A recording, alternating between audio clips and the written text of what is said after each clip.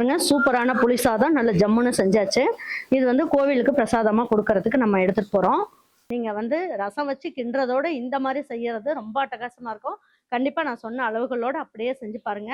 உங்களுக்கு கோயிலுக்கு கொடுக்கறதா இருந்தாலும் சரி, வீட்டில் ஒரு வளகாப்பு செய்கிற மாதிரி இருந்தாலும் சரி, இல்லை எங்கேயாவது ட்ராவலுக்கு எடுத்துகிட்டு போகிற மாதிரி இருந்தாலும் சரி, இதே அளவுகளில் செய்யுங்க. சப்போஸ் உங்களுக்கு வந்து இதுலேருந்து பாதி அளவுக்கு போடணுன்னா நான் சொன்ன அளவுகளை பாதி அளவுக்கு போடுங்க, கரெக்டாக இருக்கும். பாருங்க, இன்னைக்கு வந்து ஆடி பூரம், அதுக்கப்புறம் ஆடி வெள்ளிக்கிழமையில கடைசி வெள்ளிக்கிழமை அப்படிங்கிறதுனால நம்ம வீட்டில் எல்லாருமே எனக்காக பர்த்டேக்கு வாங்கி கொடுத்த இந்த சேலையை கட்டிக்கிட்டு இன்னைக்கு வந்து ஆடி போகிறதுக்கு அது அம்மனுக்கெல்லாம் வந்து வளைகாப்பு. அதனால அவங்களுக்காக நம்ம வந்து புளி சாதமும் அதுக்கப்புறமா நம்ம வந்து ஒரு சக்கரை பொங்கலும் செய்ய போகிறோம். இன்றைக்கி நான் எவ்வளவு புளிசாதம் செய்ய போகிறேன் அப்படின்னு பார்த்தீங்கன்னா 11 கிலோ அளவுக்கு புளிசாதம் செய்ய போகிறேன். அதுக்கு என்னென்ன மெஷர்மெண்ட் போடுறேன், எப்படி செய்ய போகிறேங்கிறது அப்படியே காமிக்கிறேன். உங்கள் வீட்டில் வளகாப்பு வந்தாலும் சரி, இல்லை நீங்கள் ஏதாவது ஒரு டூருக்கு போகிற மாதிரி இருந்தாலும் சரி, 10 கிலோ 11 கிலோ அரிசியை போட்டு இதே அளவில் செய்யுங்க. இல்லை ஒரு 5 கிலோ போடுறீங்கன்னா நான் போடுறதுல பாதி அளவுக்கு எடுத்துக்கோங்க. இப்போ நான் என்னென்னன்றதை சொல்லிடுறேன். பாருங்க, பெருங்காயம் வந்து 100 கிராம், 10 கிலோவுக்கு வந்து 100 கிராம் அளவுக்கு பெருங்காயம் எடுத்திருக்கேன். 100 கிராம் அளவுக்கு முழு மல்லி எடுத்திருக்கேன். இதில் பாதி வந்து தாளிக்க போட்டுருவேன்.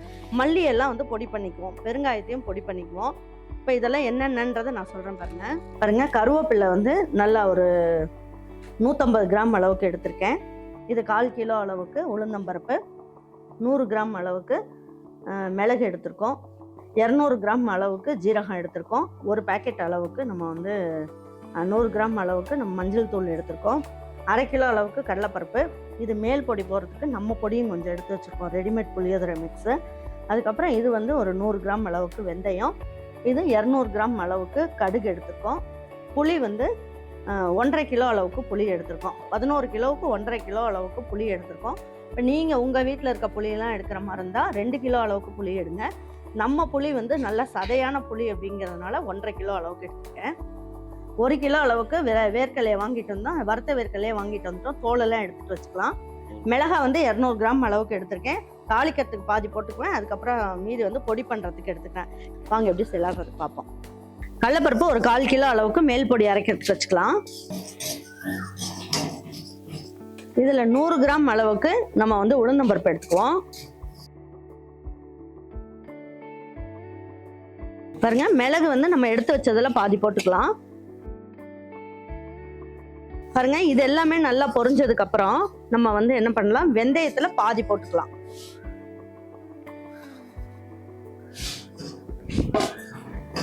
பாருங்க, கடுகுலையும் நம்ம எடுத்து வச்சதுல பாதி போட்டுடலாம்.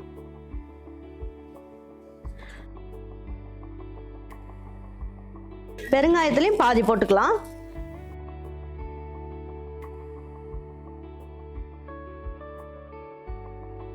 பாருங்க, மல்லி வந்து 100 கிராம் அளவுக்கு எடுத்து வச்சிருக்கோம், அது எல்லாமே போட்டுக்கலாம்.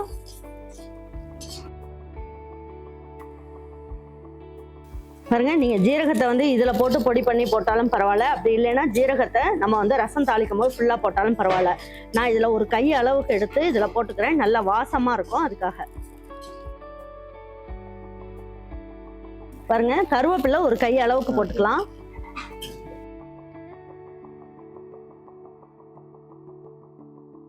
பாருங்க, 1/4 கிலோ அளவுக்கு மிளகாய் எடுத்தோம், அதுல வந்து ஒரு 100 கிராம் அளவுக்கு இதுல போட்டுக்கலாம். ஸ்டவ் ஆஃப் பண்ணிட்டு போட்டுக்கலாம்.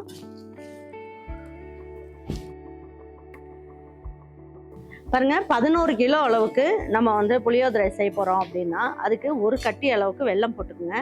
வெல்லம் போட்டுட்டீங்க அப்படின்னா ரொம்ப நல்ல டேஸ்ட், சூப்பரா இருக்கும். நல்ல புளிப்பு காரம் அதோட சேர்த்து ஒரு இனிப்பு டேஸ்டோட ரொம்ப நல்லா இருக்கும் புளி சாதம். ஒரு கட்டி அளவுக்கு உடைச்சி வச்சுக்கலாம். பாருங்க, இது வறுத்த வேர்க்கடலை அப்படின்றதுனால இதுல ஒரு 2 கைப்பிடி அளவுக்கு சேர்த்துக்கலாம்.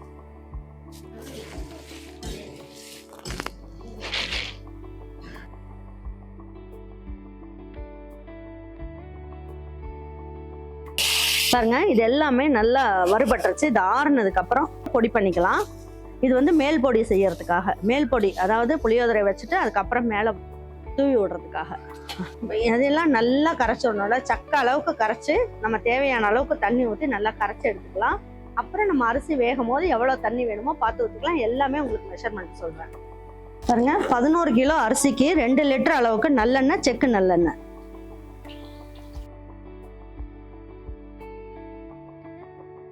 பொடி அரைச்சது போக மீதி இருக்க கடலைப்பருப்பை இதுல சேர்த்தலாம். ஃபர்ஸ்ட் கடலைப்பருப்பு சேர்த்துக்கலாம்.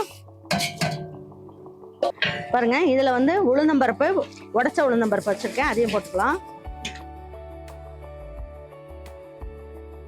பாருங்க, கடலைப்பருப்பு உளுந்தம்பருப்பு பாதி அளவுக்கு பொரிஞ்சதுக்கு அப்புறம் இப்போ நம்ம பெருங்காயம் சேர்க்கிறோம். இதுலயே கடுகு வெந்தயம் இதையும் சேர்த்துடலாம்.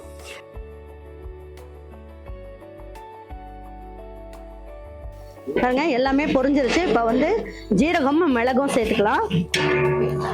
சேர்த்துட்டு இதுல வந்து நம்ம கருவேப்பிலை, காஞ்ச மிளகாய்,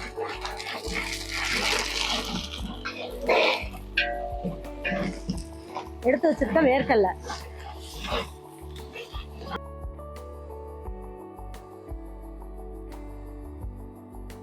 பாருங்க, 1 கிலோவுக்கு 1 கை அளவுக்கு நம்ம வந்து உப்பு போடணும். அப்பதான் வந்து உங்களுக்கு நல்லா இருக்கும்.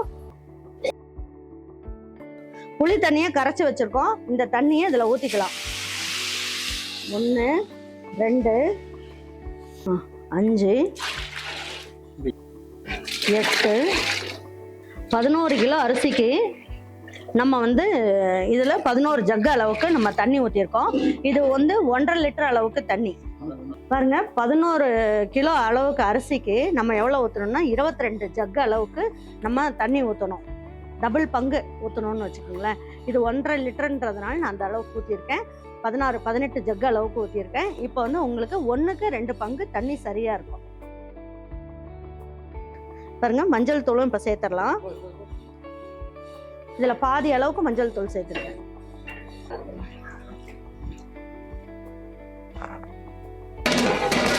நல்லா ஃபுல்லா வச்சுட்டோம். பாருங்க, இது ரசம் வந்து நல்லா கொதிச்சுக்கிட்டு இருக்கு. பாருங்க, நல்லா கொதிச்சுட்டு இருக்கு. இப்போ அரிசி வந்து நல்லா ஊற வச்சு நல்லா தண்ணி எல்லாம் வடிச்சு வச்சிருக்கோம். இந்த அரிசி இதுல போட்டுடலாம்.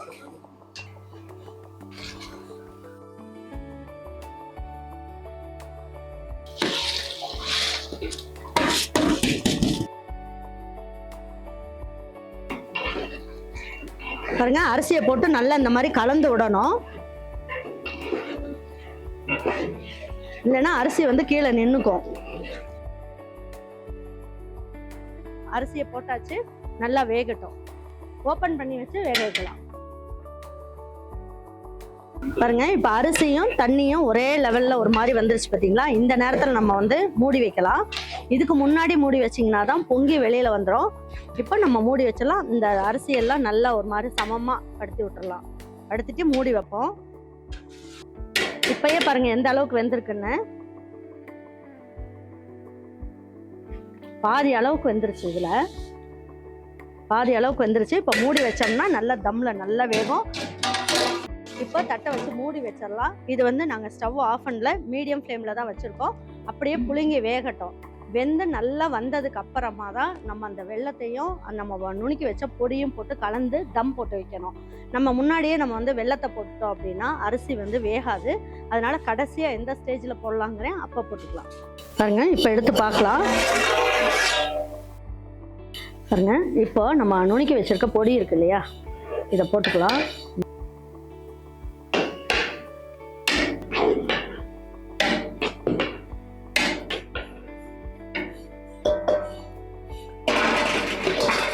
பாருங்க, எடுத்து வச்சிருக்க வெல்லத்தையும் நம்ம போட்டுடலாம். பாருங்க, நம்ம புளியோதரை மிக்ஸ் பொடியையும் இதுல தூவி விட்டுறலாம்.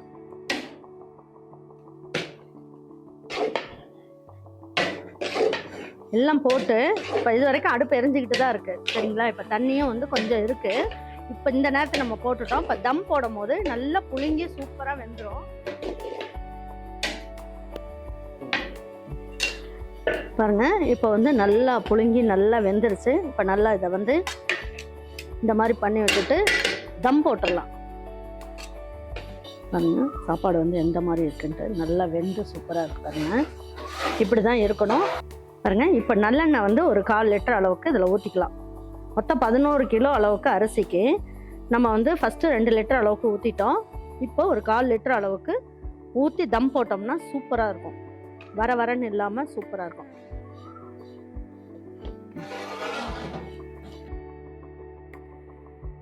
பாருங்க, இப்போ தம் போட்டு வச்சிருந்தோம் இல்லையா, ஸ்டவ் எல்லாம் ஆஃப் பண்ணிட்டு தம் வந்து ஒரு 15 நிமிஷம் வச்சிருந்தேன். பாருங்க, சூப்பரா புளி சாதம் நல்ல ஜம்முன்னு சூப்பரா வந்திருக்கு பாருங்க.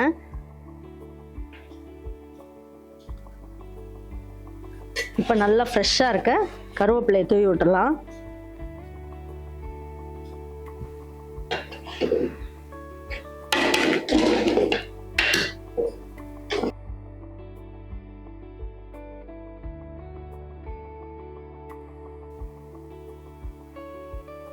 நம்ம ஊற்றின எண்ணெயும் கரெக்டாக இருக்கு, புளி சாதமும் பாருங்க எவ்வளோ ஜம்முன்னு இருக்கு.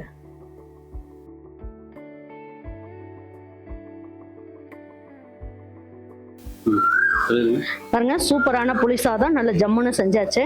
இது வந்து கோவிலுக்கு பிரசாதமாக கொடுக்கறதுக்கு நம்ம எடுத்துட்டு போகிறோம்.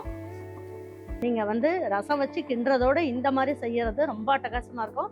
கண்டிப்பாக நான் சொன்ன அளவுகளோடு அப்படியே செஞ்சு பாருங்கள். உங்களுக்கு கோயிலுக்கு கொடுக்கறதா இருந்தாலும் சரி, வீட்டில் ஒரு வளகாப்பு செய்கிற மாதிரி இருந்தாலும் சரி, இல்லை எங்கேயா ட்ராவலுக்கு எடுத்துகிட்டு போகிற மாதிரி இருந்தாலும் சரி, இதே அளவுகளில் செய்யுங்க.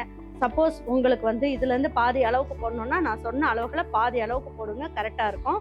பாருங்கள், இதே மாதிரி உங்கள் வீட்டில் இருக்கவங்களுக்கு செஞ்சு கொடுத்துட்டு அவங்களுக்குலாம் பிடிச்சிருந்ததுன்னா லைக் பண்ணுங்கள், ஷேர் பண்ணுங்கள், சப்ஸ்கிரைப் பண்ணுங்கள், மறந்துடாமல் கமெண்ட்ஸ் பண்ணுங்கள். தேங்க்யூ ஃபார் வாட்சிங் ஈரோடு அம்மாச்சி சமையல். தேங்க்யூ.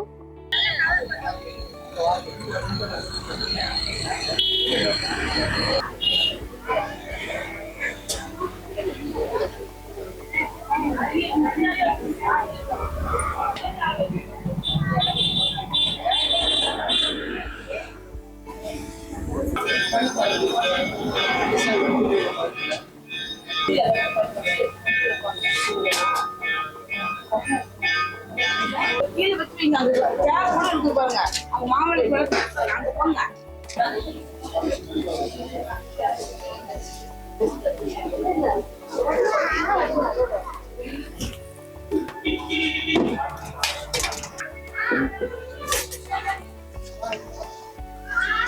Thank